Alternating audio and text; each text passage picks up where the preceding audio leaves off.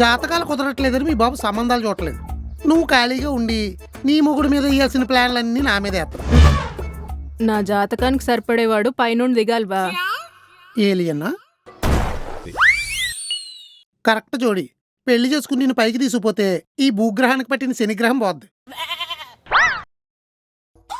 నిజంగా నేను నీకు అంత భారం అయిపోయినా బా? నువ్వు నన్ను బావలా కాకుండా ఒక అన్నలా చూసుకుంటావు. అందుకే బా నాకు ఇక్కడే ఉండాలనిపిస్తుంది.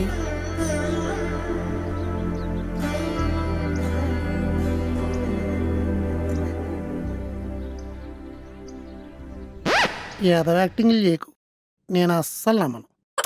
ఓ నమ్మలేదా? నిన్ను మీ అక్కని నమ్మడం మానేసి చాలా సంవత్సరాలైంది. బతకనేచ్చినోడు బా, బతికేస్తావు. నా బతుకుదే ఉందిలే, బూర్లో బెల్లం మొదలు ఎప్పుడూ ఇరుక్కుపోయింది. కానీ పెళ్లి చేసుకోవా నేను? ట్రస్ట్ ఉండట్లేదు బా. టెస్టులు చేయిందాం. మెడికల్గా కాదు, ఎకనామికల్గా. పొలాల్లో పుట్టలో ఉన్నామని చూద్దామా? ఎందుకు బా? పొలాలు అక్కడే ఉంటాయి, దస్తావేజులు బీరువాలో ఉంటాయి. మనకేం ఉంటది?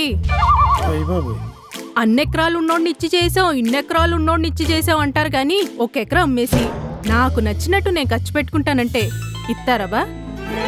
రేటు పెరుగుద్దని ఉంచుతారే.